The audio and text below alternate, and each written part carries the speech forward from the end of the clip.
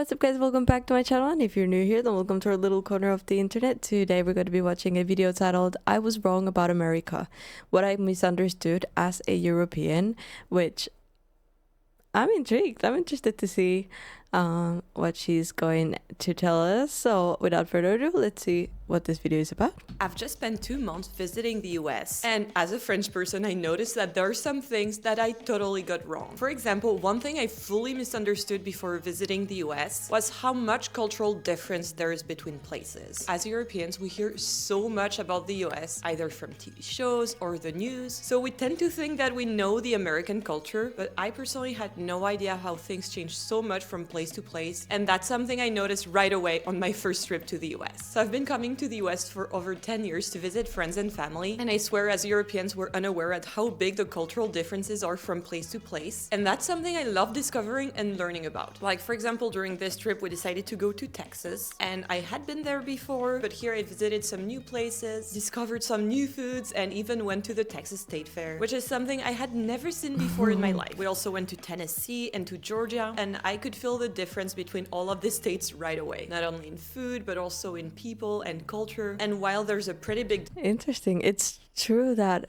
I feel like this is something that I will have to experience myself to fully understand, but it's kind of true that you kind of imagine it to be kind of different in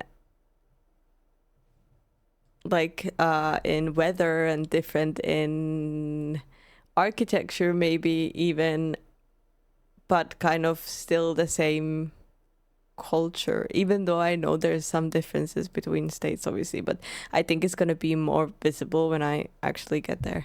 difference from state to state. Where you live as well within the state kind of matters a lot. Like there's a big difference from city to city and as well as from city to country. Like first, obviously the landscapes are very different. I've been to over 15 states now and things don't really look the same. Also, different regions have different historical backgrounds and I really love learning about them. Like recently on the channel, I did a deep dive on the Cajun culture of Louisiana, and this was so fun and super interesting. Also, when we were in Texas, we learned about the history and the heritage of this state, which was so interesting to me as someone who's French and has Spanish origin. But anyway, we'll get a bit deeper into the topic of heritage in a bit, but now and every time I come back to the US, I feel that any attempt to define all Americans at once and say something like all Americans are this or all Americans are that is like 100% wrong. Like there's 340 million people in the US, so when I hear someone say something like that, I can't help but intervene and tell them that the US is a very diverse place with a lot of different types of people. You know, I mean, it's so huge. It's like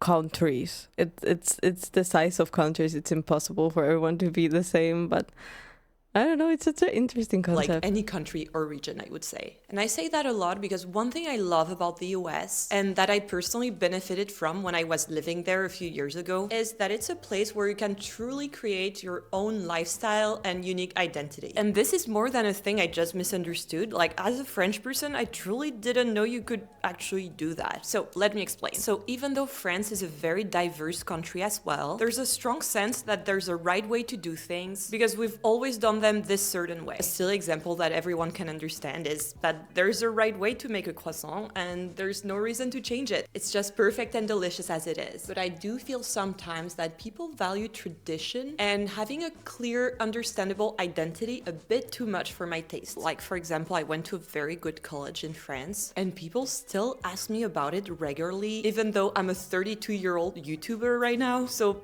it obviously doesn't matter too much. And one thing I'll always remember from my education is that I always was pushed towards numbers and I ended up studying finance because I was pretty good at it, but I didn't really like it. And when I asked about a different path I could take, a teacher told me that it was, I quote, not for people like me. And I'll guess we'll never know what she meant exactly, but I took it as there is one right path you should take. So yeah, with that French cultural context, I kind of thought that your identity was something that was fixed and that I had to follow a specific life path. And that is until I moved to the US and I felt that people felt more free to live in their own unique way and, you know, do things differently, pivot if they didn't like something, or just try new things. And luckily for me, I noticed this pretty early on, not only from living in New York. That's something that I love about America as well. It feels so free. Like you're so free to make choices and, you know, pivot when I feel like I grew up in a more kind of like, you need to do this this and this.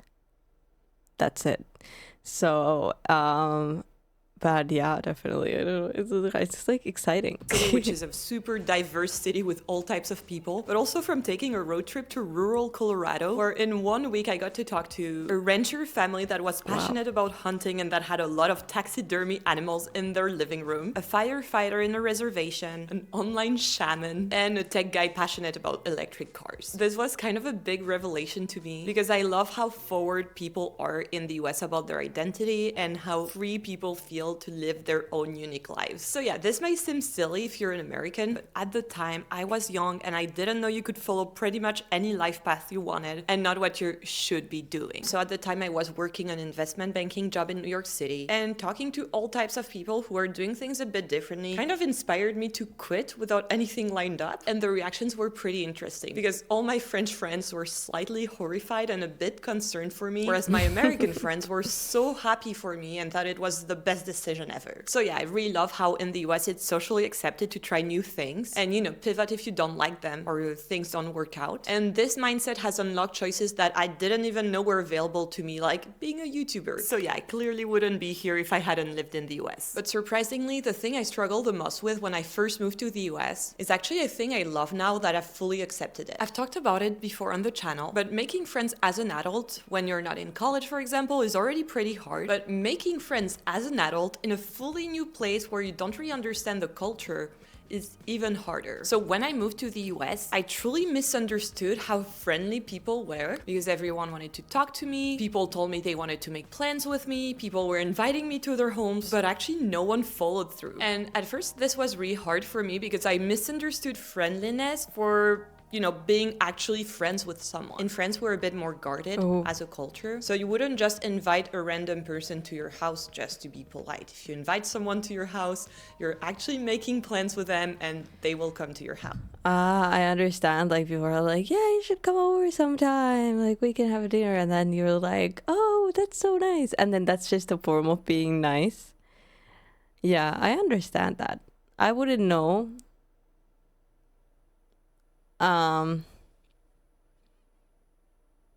No, yeah.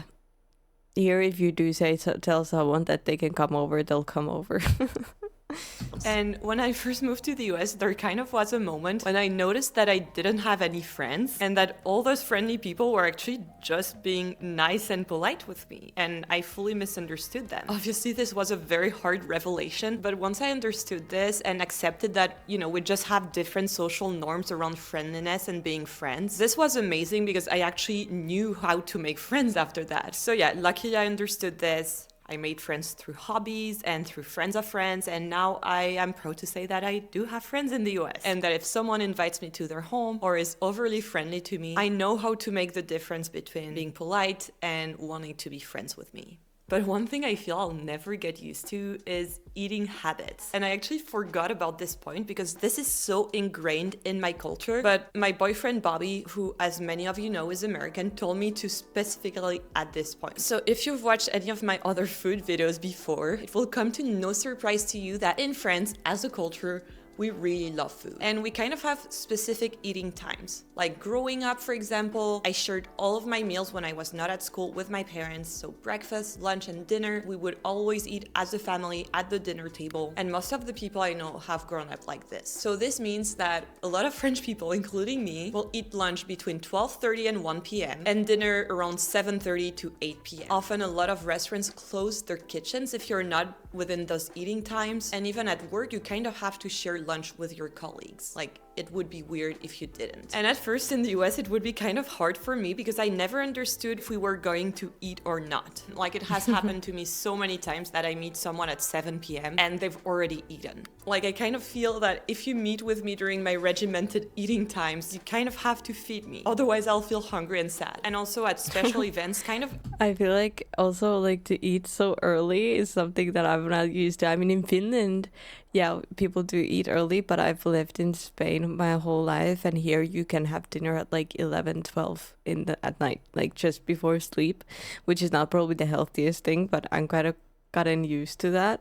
Anything goes in the US, so I don't always understand whether something is lunch or dinner, and I know this is a social construct that lives in my head, but I cannot get rid of it. Like, I remember being invited to something that I thought was a celebratory lunch at 3 p.m., and when I stood up from the table and thanked the host for a very nice lunch, I noticed everyone was kind of looking at me weird, because apparently it was a dinner. So yeah, I don't think I will ever get used to it. But I just try to be more flexible and adapt to things as they go. And another French thing I love bringing with me to the US, I mean, lunch, dinner, breakfast, who cares? Food is food. is skincare. I personally feel that French skincare is really good, and it's also easier to find products that use only good ingredients. Like today's sponsor, Typology. Typology is a French skincare move from my 20s to my 30s is how important individual responsibility is in the US. Let me explain. So when I was working in New York, this was in my 20s, and a lot of my colleagues were a bit older than me, were kind of making those dark humor jokes about not getting fired when they found out they were gonna be parents. And you know, since I was a European in my 20s, I just didn't get it, because in France, health, children are seen more as collective responsibilities. So when people find out they're gonna be parents, people talk more about how much parental leave they're gonna take. So from an outsider point of view, it seems that having children or healthcare are more seen as personal responsibilities and personal decisions in the US than in France, where we have more of a sense of collective responsibility for that. No, yeah, that's new to me, but I kind of understand. Like, if you're at a job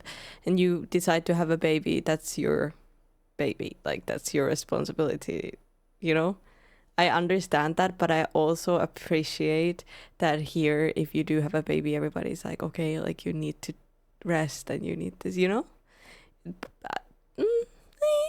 But now that I'm at the age where people are having babies and I know how much things cost, I fully get it. Like, there's a big pressure to not get fired when you know how much having a child costs without insurance. So overall, as an outsider, it feels that in the US, some things that as a European, I would see as a collective responsibility, like having children or healthcare, are more put on the individual and are seen as personal decisions. And I've kind of talked a bit about that in the past, and a lot of you have told me something along the lines of, our healthcare is not really much more expensive if we account for taxes, you pay higher taxes in Europe. And you know, I get it, I haven't done the math, but my personal feeling is that I'm happy that my taxes go to healthcare, because I like that no one I know has crazy medical debt, for example. But I also get that in the US, people who prefer that is often because they trust themselves more than they trust the system. And it's kind of this idea of self-reliance that I've seen expressed by a lot of people I've talked to. And I would probably think the same way if I had grown up like this as well. So another way I see this idea of self-reliance is when we compare the car culture in the US versus the public transport culture in Europe. So you've probably heard about it, but in Europe, our cities are made around public transport. And even in the countryside, there's still some kind of public transport that people use. Like, for example, my parents spend a lot of time in Ariège, which is one of the least visited and least dense regions of France. And even in their tiny village, there's still a minibus, and this is mostly made for people who don't have a car or who can't drive because maybe they're sick or maybe just too old to drive, or they just don't want to drive anymore. We also have a great network of trains, and this is not only in France but in all of Western Europe. And the result is that as a 32-year-old that has always lived in cities, I've never felt the need to own a car. And when I first started to visit the US, I actually was only researching public transport routes to go from place to place, and I found that these take so much longer than driving. And for example, this is one of the reasons I've never been to LA. Like, I'm like, okay, as a tourist, I want to see like Venice Beach, downtown, maybe do a trip to Disneyland, I don't know. But just doing those like top things to do in LA takes hours by public transport, and I don't know, it seems... I think this is another thing that's gonna probably shock me when I get there, because I'm so used to being able to use public transport to go anywhere at any time and like super quick. So it's definitely going to be probably a huge difference, especially living in a city. That there's a lot of big traffic jams, and that's why I actually passed on that trip every time I had the occasion, because as a European, it seemed like an insurmountable hurdle for me. And there is a network of trains in the US, which I love. I've actually crossed the US from New York to San Francisco by train, wow. And this was one of the best experiences of my life. It's so beautiful. I really recommend you do it. But you know, let's be honest, this is not a real transportation method. You're doing that for the experience, for the beautiful landscapes, but not really to go from point A to point B, because crossing the US by train takes around a week, where you can just hop on a 6-hour flight and be done with it. So yeah, that's something I've grown to appreciate, especially with my Amtrak trips. I love trains in the US, I take them for fun, but when I have to go somewhere, I usually rent a car and I let Bobby drive, because as an American, he has been driving since he was 16, and I only got my driver's license 4 years ago, which might seem crazy if you're American. So I have accepted that if you want a sense of freedom, you do need a car, but if you want to take your time, you can take the Amtrak. Quick change of... Honestly, I would love to travel around America. So I think if I was to go for a longer trip there, I would probably either rent a car. I don't know if that's very expensive, or I don't know how I would do it, but I think that would be probably my top choice. Phase, we're gonna get into a very deep topic, and I still cringe at myself for how bad I misunderstood this one. But let me explain how I used to think back in the day and how I've changed. So some of you might know it, but I love languages, and I try to speak the 4 languages I know as much as I can. And one of these languages is Italian. I speak it pretty badly, but it's, enough to travel to Italy, and I really want to improve it. And when I moved to the US, I actually met a lot of people who told me they were Italian. And my reaction every time was to tell them that I was trying to learn Italian and that I wanted to speak Italian with them to practice. And of course, every time the person would be so confused, probably thinking, why is this weird girl trying to speak Italian with me? Because they were Italian American and not Italian from Italy. So most of the time they didn't speak Italian. This little cultural misunderstanding is such a good example of how differently we see heritage and nationality in Europe versus in the US. If you're in Europe and you say, I'm Italian, it means you have an Italian passport and you speak the Italian language. Yes. If you're in the US, a lot of people who would say, I'm Italian, they actually mean I have Italian heritage, like maybe their grandma came from Italy, or they were raised in the Italian-American culture. And at first it's something that I found a bit silly and I misunderstood, because I didn't understand. I like that though, but it's quite interesting. I mean, I've never thought about it. And why someone would define themselves as Italian when, they didn't have an Italian passport and didn't speak Italian. Like, in my head, they were American with Italian origins, not Italian. And by the way, this worked with pretty much every nationality. At the time, I couldn't understand how someone would define themselves as Scottish, Irish, German, and yet have never set foot in the country. But then something happened, and that's why it's so interesting to live abroad, because you see that things you thought were true and were basis of your culture are thought of differently in different countries. But what made things click for me is, first I got interested in Bobby's family history. So his family did come from Italy back in the day, and then also US immigration history, which is so interesting. And I understood that it's just a different way of talking about your culture and your heritage. And it's just as valid as the way I grew up with. So yeah, if we go back to the Italian American culture, which is the one I've been the most immersed in because of Bobby's family, but also because I used to live in New York City, it feels to me that it's a distinct culture from the Italian culture of Italy that kind of evolved on its own. So, a bit like when I learned about the Cajun culture of Louisiana, I felt that we had some things in common. Like, there's a sense of being distant cousins or something, but it's like having 2 cultures that have a shared origin, but then evolve completely different. And this celebration of heritage is something I really love in the US. I find it very cool. I love that it's a country built on immigration. This makes me, a foreign person in the US, feel more welcome. And in terms of food, it is awesome because you can eat food from all over the world thanks to this immigrant history. I mean, the food must be banging. Just an example of how living abroad in the US and coming back to visit truly changed the way I think. And honestly, it kind of opened my mind to new ideas I never thought of before. There are so many things that I love and that are now part of my personality. And I was able to do that because of my commitment to trying not to judge things, but keeping an open mind and always trying to understand and accept the US more as a culture. So if you're watching this, I really encourage you to do that as well. Learning about other cultures, not only the US, has been one of the most rewarding experiences of my life. And if you want to learn about the French culture, I've made some videos for you and you can watch them here next. I found that so interesting. I think she got some really, really good points that I haven't really thought of before, even if I've watched a few videos of like the cultural differences, but the way she explains it is very interesting. And these were things that I didn't even know. Like the last one, that you could call yourself Italian without actually speaking Italian or being from Italy. Would have never thought about that. it's gonna be definitely something that I'm probably going to be like some of these things are definitely gonna be something that I'm probably gonna be struggling as well with when I visit. But I don't know, I love it. It seems intriguing, interesting to see how different it is. But either way, guys, thank you so much for joining me for this video. I really hope you liked it. You can come over anytime for dinner if you want. And please leave a like, subscribe if you haven't yet, and I'll see you guys in the next video.